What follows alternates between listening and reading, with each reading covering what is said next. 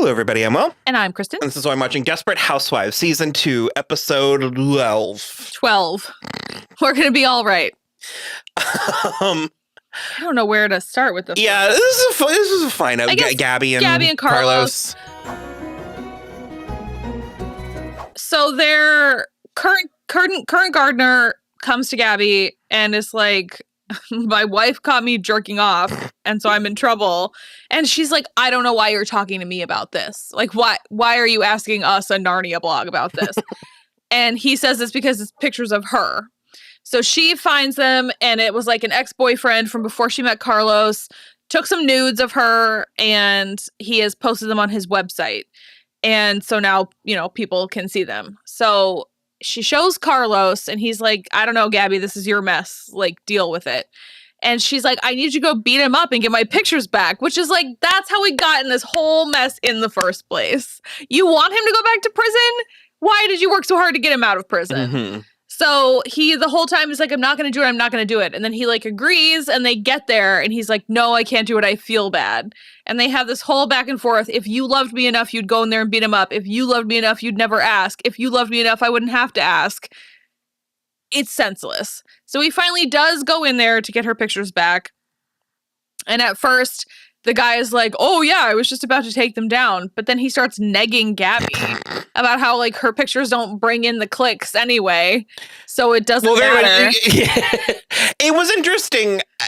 Not that for 1 second I think that, like, her figure needs to be on trial.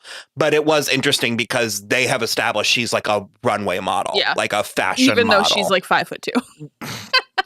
And he's basically talking about how, like, because I was going to say, I think it's interesting what the show's attempting to talk about with the topic, with the notion of pornography. And even because we even get, and it's something that I like when the show does it, and they do it a lot, but it's like, we get the montage at the end of the episode, and one of the characters we check in on is the gardener checking his porn. But there's just this real quaintness to the whole thing that it's just sexy photographs that he's looking at. It's like it's like, first of all, pornography has just changed so much in the 20 some years, but it's like this was also quaint even for 2005 standards. What specifically is Gabby trying to accomplish? Does she just want... She wants the pictures off the internet. Okay. But she wants Carlos to fight for her? Yes. Because has he not done that? It's part of their toxic thing. Yeah, but she wants him to do it this time. Mm-hmm. And she didn't really want him to do it before. But it is part of their toxic thing where she just is like, be a man. And he's like, this is not how I want to be a man anymore. And it's so she's not... So in that regard, I actually think it's an interesting and important point, because this season, we are kind of getting nothing but evidence that he actually does want to change. Yeah. And not only is she not supporting that, she's kind of actively holding him back. Yeah, it's like he can't handle one more assault charge, or I think he won't get out of prison next time. So anyway, he ends up throwing the guy through the window and getting the pictures back because he's insulting Gabby. She's just like, she's not curvaceous like how the people want now. The cyber lovin'. Yeah, it was a lot of words I didn't care for. I guess I'd go to Bree next. She is having lunch with the police detective. Well, I did forget. I thought about it when we were talking, but I lost the thought. But they are laying the groundwork for her drinking problem. Yes. Which is an ongoing. Because Andrew made a crack in the last episode, and then we see her having wine at lunch with the police detective in this episode. It's been relatively gradual for... Well, she's waspy. She's drinking at every meal. Who cares, But I did clock it also when Carl was talking to Andrew, and he said, can you top off my coffee? And she went in the kitchen, and when we cut to her, she's drinking a glass of white wine. So we're doing that. She's having lunch with the police detective. She wants him to look into the Applewhites because they're just kind of suspicious. There's noises coming from their place. They're just weird. And I thought it was going to go in a racial direction. In the end, it actually isn't about that. Basically, she has 3 glasses of wine and 1 glass of port with lunch with the cop. And to which he literally tawny port. It's like that style. And to which he literally shows her the receipt of it. And he's like, let me get you a cab. And she's like, no, like, that's ridiculous. And the thing is I believe she can hold her liquor. So anyway, he follows her in the car and arrests her. I guess she's charged with a DUI. I don't know how much, if this is going to come back on It's an ongoing plot. I don't remember the specifics. But, because, I mean, Betty said plenty of people have a DUI. Yeah, he didn't give her... We didn't see her take a breathalyzer. She just, like, was in the drunk tank with a woman who was like... Hey, can I ask you something? I'd rather you didn't. Wish that was Jennifer Esposito. How'd you get started? In the escort business? I beg your pardon? She would make a killing. I bet the guys go crazy with your whole classy, repressed thing you got going on, huh? I mean, your skin has, like, no pores. I am not sure, but I think there was a compliment in there somewhere, so thank you. But I am not an escort. How much you charge a night? Look, 5,000. What do you have to do exactly for $5,000?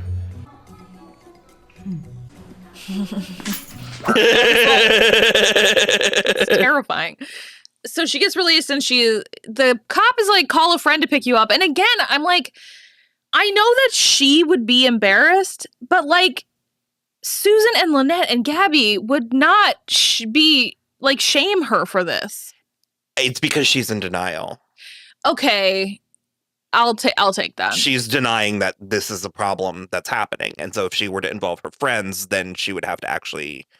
And so I think that's... because I just think she could so easily play it off as a misunderstanding with this cop that has a grudge. Because he tried to ask her out. Uh-huh. And so she was like, I know your games. Well, Betty even offers that up. Betty's like... Lots of people have DUIs. Yes, but the difference is most of those people were actually drunk when they were arrested. I was not. Of course. You know, you sound like you don't believe me. Well, I know you've gone through a lot lately. Death of your husband, problems with your son. It would only be natural if you did self-medicate. I'm sorry, but since when do you know so much about my personal life? It's like you said. People on this street are not great at keeping secrets. Except for you. I beg your pardon? You moved into your house in the middle of the night. People hear sounds coming at all hours from there. Oh, right. They found a dead body in front of your home. Everybody talks about the Applewhites, but nobody can figure out exactly what you people are hiding. Your secrets are safe. For now. Because I don't like the way she talked to Betty in that car after doing her a real solid. Because she's walking home because she refuses to call a friend, and then her heel breaks, and then she takes off her shoes, and so I would just take the heel off the other shoe. I thought she was going to get arrested for hooking. Oh my God. That's where I thought they were going. I love plots like that.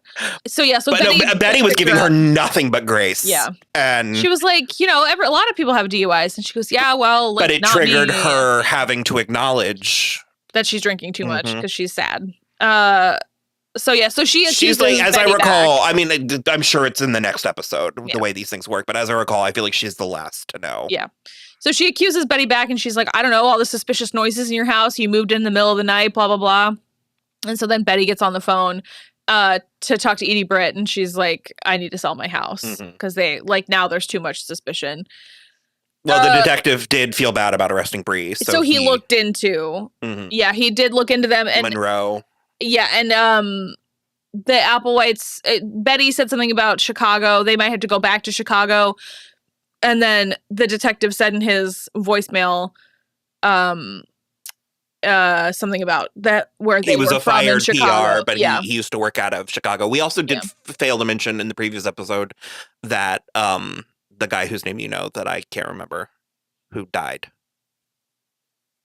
Michael Ironside? Yeah, Michael Ironside. He was getting a call from Foster. Which was the weird guy on the couch from his introduction. And this Melanie Foster person who was presumably murdered. Yeah. That is this like whole ongoing. Yeah. The thing about whatever is going on with Caleb. Which, let's then go to Susan. She goes on a date with Greg. I don't know if it's German or German. There's 2 N's in the end, so I'm not sure. He was on Ally McBeal. He's great. I like him. I think he's cute. They gave him what for? They really did. The writers give, but that's fine. It's definitely one of those things that it's like, as I've gotten older, I've been way less like ashamed of like the weirder guys that I find attractive, but I've always thought he was kind of hot. He also plays almost this exact character on Ally McBeal. It also was, like I said, it was a legendary cold open. Oh my God. Because each thing that he said in their date was worse and cringier than the previous thing. Jim Halverson was aware that he had little to offer a woman. Oh, I love this guy. Mm-hmm. He was neither rich, nor smart, nor handsome. Are you Jim? I'm Susan Meyer. I think He's cute enough. Handsome. Yeah. Wow, you're so much hotter than Nikki said you'd be. Okay. How old are you? He's like this on Ally McBeal, too. How old do you think I am? Jim made the tragic decision to try to be funny. Not a day over 50. Why don't we get our table? Well, no, see, that was funny because you're so obviously not 50. That's why I said 50, because it's absurd. Jim did everything he could to get Susan Meyer to laugh. He tried racial humor. Guess what time Chinese people go to the dentist? 2:30. That wasn't as bad as it could have been. Tooth. It was funny. There it went. He tried to be engagingly risque. Wrecked him. Damn near killed him. You know what a rectum is, right? It's just really, really a bad date. And so he drops something and they both go to pick it up and they bonk heads, but like hard enough that he loses consciousness. So they go to the hospital and I feel like Susan's on like, what is it from Varsity Blues, where she can only get one more concussion concussion. watch. Yeah. So that's actually from not another teen movie, but so they go to the hospital and they meet Dr. Ron, and Susan is kind of smitten and she's like, you have to help me. This guy is the worst. Please tell him there's something wrong with me so that I can like be done with him for the night. Hey, I got a joke for you, doctor. What's the correct medical term for the circumcision of a rabbit? Haircut. It's not terrible. Jim, I'm gonna need to keep you here for a while. I'm still worried about that bump. That's still... Susan, you're good to go. And though it only lasted a moment, Jim caught the look that passed between his date and his doctor. Thank you so much, Dr. Ron. And so In front of him. In front of the guy. Very visibly. Well, we don't see him again, which is hilarious. But then she comes back to the hospital for like a follow-up and only sees a nurse. And so she's like, where's Dr. Ron? And so she starts making up a bunch of symptoms, which leads him to prescribing her an MRI, into which she wears jeans, regular jeans, and a bra that clearly has underwire in it, neither of which are approved, and that her bag with metal is hanging on the inside of the thing. There's all kinds of MRIs have only very recently. I started to say go mainstream. That makes it sound like it's a trend. It's like only recently have we started kind of like knowing. Yeah, there used to be like a television movie shorthand where like it's not a medical show. No. I'm not trying to be a dick, but it's like I was like, you can't wear any of that in that machine. But I was thinking about it like when we were watching that like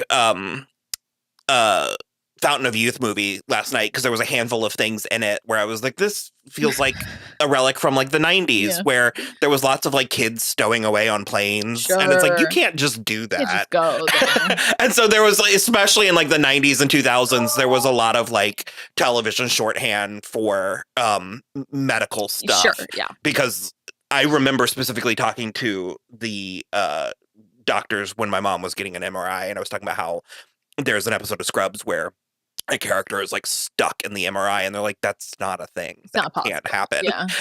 You're not like strapped down either. It's like you can climb out if you really need to. And so it's like, I think it audiences have gotten more sophisticated. Sure, I think it works. It's a blessing and a curse. But yeah. Yeah. So anyway, she gets the MRI and it turns, and so the MRI tech basically says that Dr. Ron had to take a call from his girlfriend. And so Susan feels really foolish. And then Dr. Ron shows up at her house. A rare moment of clarity. Yeah. So he shows up at her house and he's like, I don't know what's going on. All of your symptoms. And she's like, I gotta be real. I was lying. I just wanted to see you again because I thought that we had like a little bit of chemistry. And he's like, that is unbelievable. I stayed up all night trying to figure out what was wrong with you because I don't like telling people that they're going to die. And she was like, oh God. And she's like, I just thought we had chemistry and we might like have a good time or whatever. And he's like, do you like sushi? And she says, sure, tomorrow. And he goes, no, I'm going to still be mad. How about Friday? And that's where we leave it. Mhm. It was hilarious. I guess Mike, I forgot. I almost already forgot that Mike had any plot. It was with The only thing that came... Go ahead. it was, what's her, Deirdre's father. Dad. He's like actively kind of dying now. He goes to him to tell him that she got hooked on drugs again and that's how she died. I think just to spare him the like murder of it all. And then at the end we get the twist that, I worked so hard all my life. oh no, who's Now this it's all nurse? nothing.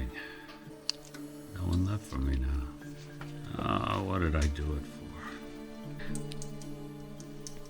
for? It was good. Didn't feel a thing. Should I know who it is? Is it someone? I don't remember. I want it to be who I think it is. Who will have the cure for what ails us? The other nurses all warned me you were difficult, Mr. Taylor. Felicia Tillman. Or when they'll show up. But I think we're gonna get along just fine. This show needs her. So crazy. No, Love it. No We need her back in play. back in the mix. Which leaves Lynette. So the kids all have chickenpox. And Tom never had chickenpox. So he is not even going inside to sleep. He's sleeping outside and he's only going inside to eat and shower. And Carlos makes an offhand comment about how it will, like, about his swimmers or whatever, shooting blanks. And Lynette is like, what the hell was that? And he was like, oh, well, you know, there's a small chance if adults get it, they can be sterile. And she's like, well, who cares? We're not having any more kids. What does it matter? And he goes, well, if anything should happen to either one of us, I think we should keep our options open. And it starts a whole thing about how she can't even imagine her life without him. Why is he making backup plans? And she's like, married couples do things for each other. I need you to get a vasectomy. So he goes to the appointment and then he doesn't get it because he can't do it. And kind of seemingly out of nowhere, he drops this bomb that he is actually maybe not happy because he's feeling kind of emasculated about taking care of the kids and not working for the money. This is also a very 2005 plot. This would not be the plot today. I feel like we have, but it would be different. It would be different. We have multiple friends who the moms are the ones that work and the dads raise the kids or like stay home with the kids. And I just like, it's so weird from Tom because if this was, I mean, it seems like it's a relatively new feeling, but it seems like if this was the way he was feeling or going to be feeling, then I wish he would have said something sooner about wanting to go back to work. You know what I mean?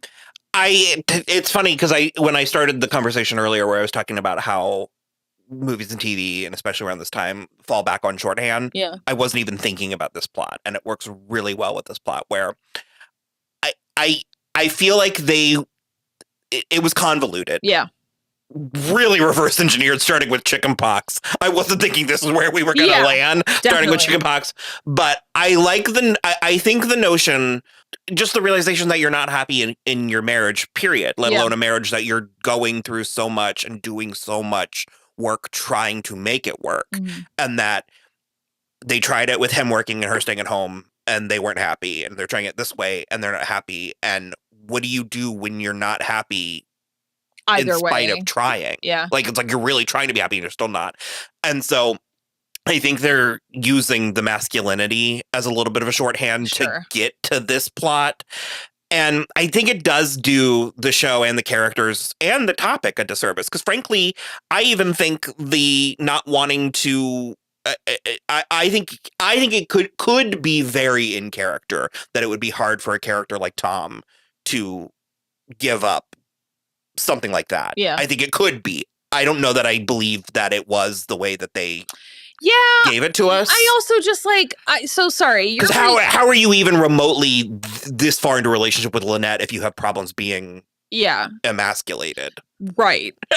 That part especially, but also it's like I'm are 4 kids not enough? Like, if she does die, are you specifically going for another woman that's gonna like desperately desire children? Like, it's like that's what I can't wrap my head around. Where it's like I really balk at the idea that like the only way you can be a man is by impregnating women. Like, that really bums me out. I 100% get that. But I will also say it is the thing even with gay men. Like, the ability to like procreate? Ejaculation. You can still ejaculate. Like, good news. I have an excellent, fantastic news for you. Which is something that I honestly didn't know. Yeah. It's missing one of the ingredients. But yeah, but it's still stuff comes out. Mm-hmm. Like, I also will say there is another plot happening in this. Okay. That we'll get to, I think, in next season. Okay. I like what they are attempting to explore, and as I recall, I think they do a decent job of exploring it. So far, but it did I felt like we tripped into it. Like, we really tripped into this. Yeah, it was like a weird start. Because I was with you. I'm like, oh, no, we're going to drag this Carlos and Lynette thing out, which I think we might. Oh. But, I mean, he was over hanging out with them. Yeah. And, I mean, I guess, have they really established that he has friends? No, Tom and Carlos being friends? Not really. Carlos is on the show. Like, the husbands stay on the show. And so, if anything, I encourage them interacting with each other more and even giving them their own, like, let's do a boys' night, you know? But it did feel abrupt. Yeah. The beginning of it. What I do really like is when he admits that he's not happy, she is very like, what are we going to do about this?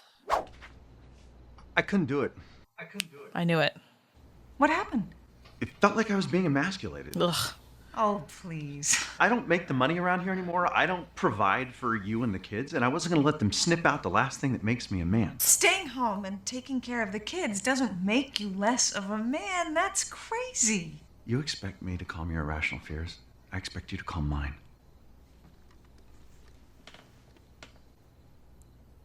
Are you saying you're unhappy? A little bit, yeah. Well, what are we going to do about that? I don't know.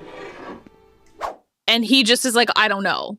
But I like that she was like, okay, this is a problem group for both project of us. time. Yeah. Let's like, what is going to happen? What are we going to do? Because it would be very easy to be like, you figure it out. Figure out being happy. Like, you forced this situation, because he could easily have just like sucked it up and got another job. But he was being, at the end of season 1, he was being spiteful. I will go as far as to say that also does happen. He goes back to work? Well, in a way. Yeah, okay. There's another job for Tom. Yeah. I just, that's my thing. It's like, so, because it's kind of like, yes, Lynette did the first bad thing by like interfering in his job, but it's like, then you made this bed. Like, you did not go seeking another opportunity. You made this bed, and now you're unhappy, and you were unhappy before. And Lynette would have been unhappy if you had taken that job that had like 25% travel when she was already alone and drowning with 4 kids that you made her have. Like, I don't know. It's just, yeah. I do find their marriage to be the most realistic. Yep. For sure. It's the most realistic, and I like the way they handle it. I will go as far as to say relatable. Sure. Like, it's very suburban relatable. Yeah. Because, I mean, Bree's marriage was realistic. It's just not common. It's not relatable. Well. Just put your husband in handcuffs. You're killing me. Just start pegging. So, yeah. Because that's the thing, is like, that would have been emasculating for Bree. It would have emasculated him in her eyes. Mm-hmm. But it would not have emasculated him. It would have been him getting the satisfaction that he wants. It's ridiculous. Anyway, that's where we left it. I'm very interested in what's coming next. Yeah, part of me is kind of like, damn. Yeah, we just like The have Last just of Us. not enough time. If there was 20 more minutes. Yeah. We have to eat dinner, so. All right. Well, next time we'll... You don't want to risk eating dinner during The Last of Us? No. At 9:00 at night? I was meant the gross part. Also that. Okay. Bye.